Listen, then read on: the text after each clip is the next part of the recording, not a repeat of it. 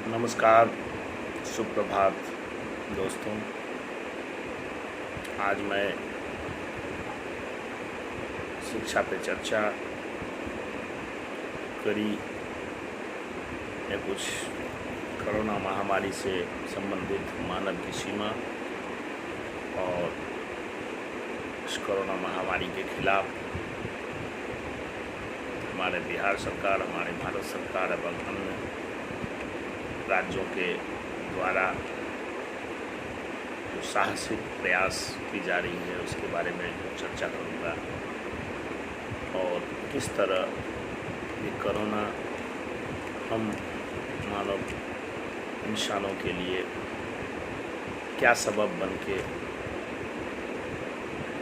आई है उसके बारे में हम चर्चा करेंगे। तो दोस्तों, कोरोना ने मनुष्य को उसकी सीमाएं बता दी। यह वायरस जहाँ से भी आया है एक जीव है। संसार के सारे जीवों का जन्मदाता परमात्मा है। वही सृजन करता है, वही विनाश कर रहा है। सारी सृष्टि उसकी रची हुई है। सृष्टि पर उसका ही आदेश चलता है, किसी और का नहीं। इंसान कुछ आर्थिक शक्ति और पैसे को ही महाशक्ति समझकर अपने जीवन में कर्तव्य पथों से वंचित रहकर किसी भी तरह से अर्थोपार्जन की ओर अग्रसर ही नहीं अपना मानवीय धर्म मान लिया था। पैसे के आगे मनुष्य इंसान की जीवन की कोई मूल्य नहीं रह गई थी। ऐसी एक अवधारणा चारों तरफ फैली हुई थी। इस अवधारणा को बदलने का एक सुनहरा अवसर लेकर आया ये कोरोना महामारी। इसमें कोई संदेह नहीं है। मनुष्य जीवों में सबसे श्रेष्ठ है, किंतु सर्वाधिक अकृतज्ञ भी है। उसने सदैव परमात्मा की रची सृष्टि में हस्तक्षेप किया है। परमात्मा के रचे वनों, पहाड़ों, नदियों, धरती और समुद्र को विकृत किया है और अन्य जीवन के जीवन को भी नष्ट कर दिया है। जितनी भी ये महामारी के दुष्परिणाम दिख रहे हैं, इसके लिए इंसान खुद जिम्मेवार है। मनुष्य को यह मान लेना चाहिए कि संसार का स्वामी परमात्मा है और पल पल जो घटित हो रहा है उसकी इच्छा से हो रही है। इसकी सृष्टि में हस्तक्षेप मनुष्य की सबसे बड़ी भूल है। इसे सुधारने और प्रायश्चित करने की आवश्यकता है।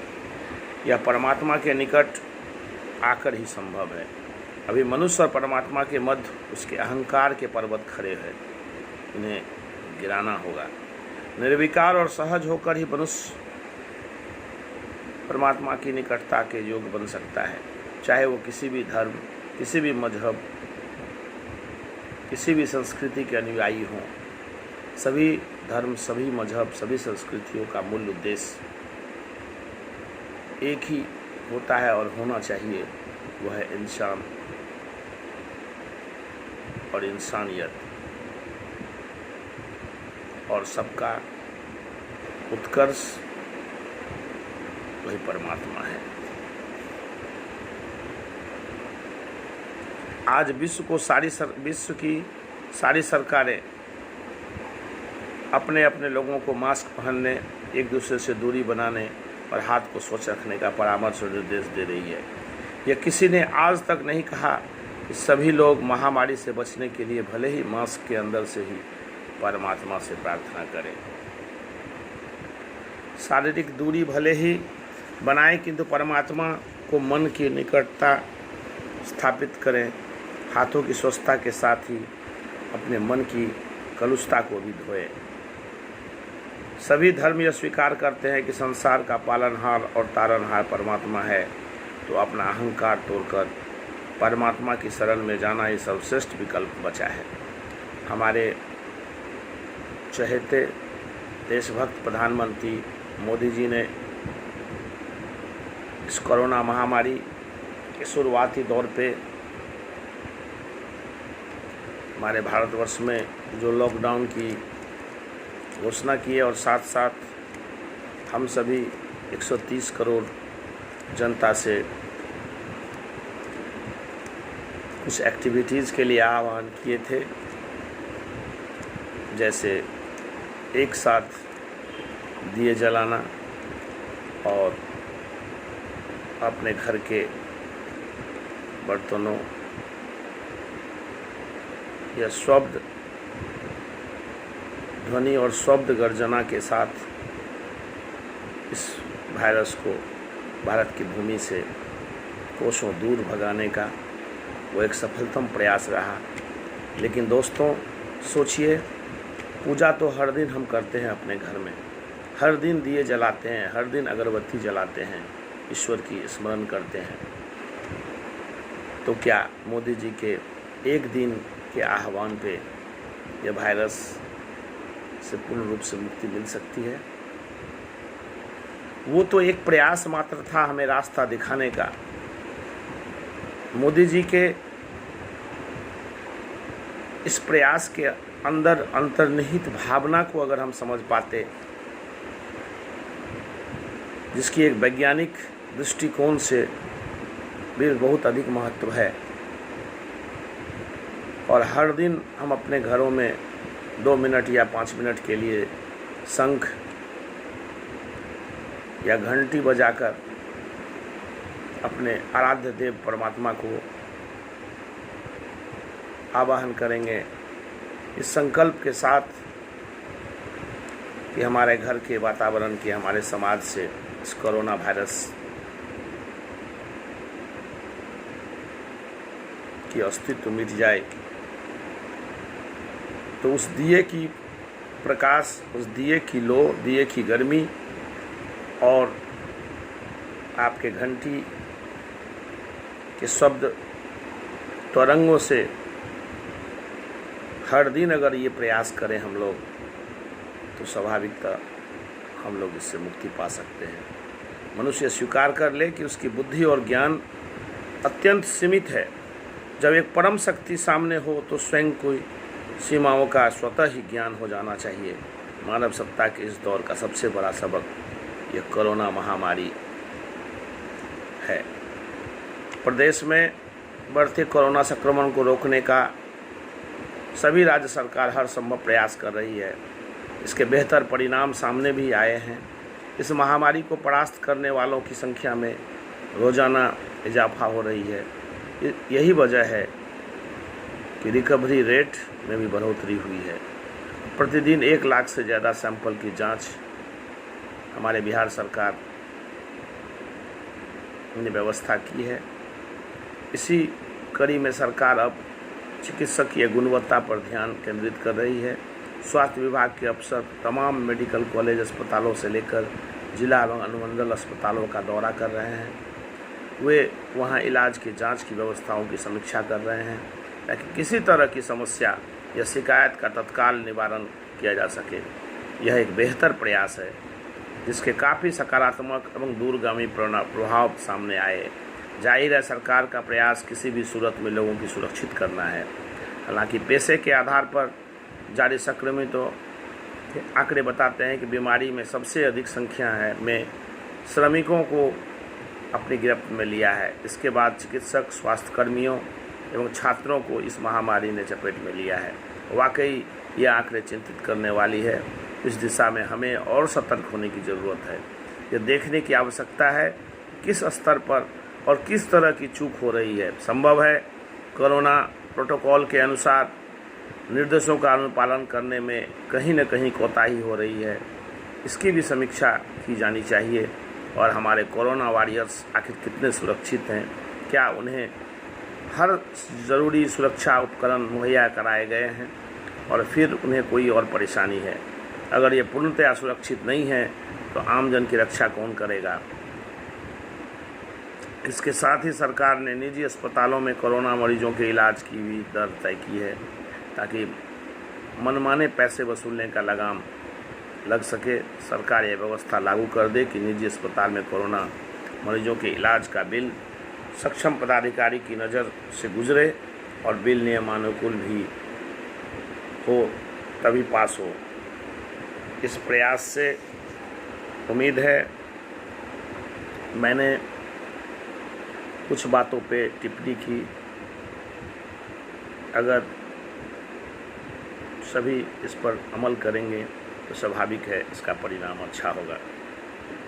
हाल ही में कुछ सर्वेक्षण भी किए गए, आई है भीषण त्रासदी, कोरोना त्रासदी में भी जबकि विश्व के अनेक प्रमुख राष्ट्र अध्यक्षों की साख जहां गिरी वहां पीएम नरेंद्र मोदी जननायक बनकर उभरे हैं। कोरोना के संकट के दौरान विपक्षी दलों के विरोध के बावजूद जनता से प्रधानमंत्री की हर बात का अक्षरशः पालन कर यह जता दिया कि उन्हें उन पर पूरा भरोसा है। ताली और थाली बजाने से लेकर दीपक जलाने तक मोदी की हर बात को जनता ने शिरोधार्य किया, जबकि उस समय जनता लॉकडाउन के चलते गंभीर समस्याओं से जूझ रही थी। चीन से सीमा विवाद पर भी जनता का प्रधानमंत्री पर पूर्ण विश्वास है और यह जो भी निर्णय करेंगे देश के हित में ही होगा। प्रधानमंत्री नरेंद्र मोदी ने अपने साहसिक और अद्भुत फैसलों से भारतीय जनमानस पर एक अमिट छाप छोड़ दी है, जो उनके विरोधियों के लाख विरोध पर भी जल्दी मिट सकती है। ऐसा संभव नज़र नहीं आता। धन्यवाद। इसी सब चर्चाओं के साथ मैं फिर अगले कड़ी में आप लोगों के समक्ष उपस्थित होऊंगा। शिक्षा की चर्चा कड़ी में मैं एक बात और कहना चाहता हूं कि शिक्षा की उत्पत्ति, ज्ञान की उत्पत्ति प्रेम, सद्भाव, सेवा और त्याग की से शुरू होती है। जहाँ मानव जीवन का उत्थान का कारण बनता है वह है उनका ज्ञान, सर्वांगीण ज्ञान। वहीं उनके अंदर व्याप्त क्रोध, ईर्ष्या, द्वेष जैसे भाव उनका विनाश कर देने वाली है। इसमें ईर्ष्या एक अति भीषण भाव है जो सदियों से हर दूसरे व्यक्ति में झलकता आया है। यहाँ तक कि देवी देवता का इस भाव से वंचित न है। यदि यह माने कि चिता के समान है तो ईर्ष्या उसकी अग्नि है, तभी तो इसे जलन की संज्ञा दी जाती है। स्वभाव में ईर्ष्या का और अहंकार का कहीं न कहीं अपने आप में छोटेपन होने की अनुभूति बताती है। मनुष्य प्रत्येक क्षेत्र में सफल नहीं हो सकता, परंतु अविवेकी लोग यह मानने लगे हैं कि मैं सबसे अग्रणी हूँ, मुझसे अच्छा या योग्य कोई नहीं। ऐसी परिस्थिति में जब वे यह नहीं प्राप्त कर पाते तो दूसरे आसानी से उस पर न विश्वास करते और मजाक उड़ाते दिखते हैं, तब वे ईर्ष्या भाव से ग्रसित होने लगते हैं। यह भाव उनके प्रकृति एवं संस्कार का हिस्सा बनता जाता है। फिर ईर्ष्या जन्म देती है क्रोध को, घृणा को, जो और भी भयंकर परिणाम का कारण बनते हैं। मनोवैज्ञानिक भी इस तथ्य की पुष्टि करते हैं कि एक सीमा से आगे पहुंचा ईर्ष्या का मनोभाव मनुष्य को इस प्रकार की रुग्णावस्था तक पहुंचाने की सक्षम हो जाता है। दुर्भाग्य तो यह है कि अधिकांश लोगों को इस विषम परिस्थिति का ज्ञान ही नहीं होता। ईर्ष्या की मनोवृत्ति उन्हें किस धरातल में धंसाए जा रही है। स्वयं के प्रति जागरूक रहकर ईर्ष्या के जाल में से निकला जा सकता है।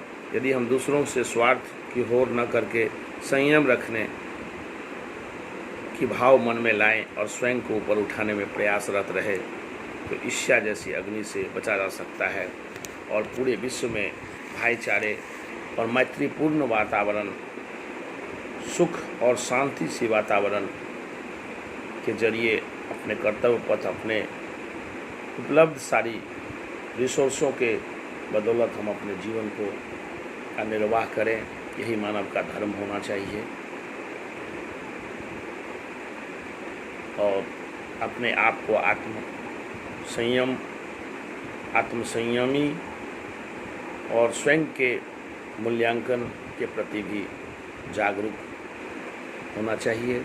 इससे आपके आचरण, आपके व्यवहार, आपके अंदर सद्गति, सद्गुण, सद्भावना की उत्पत्ति होगी और आप निश्चय ही इंसानियत की राह पे चल के अपने इस धरती पर आए अस्तित्व को एक अच्छा और गौरवशाली बना सकते हैं। धन्यवाद।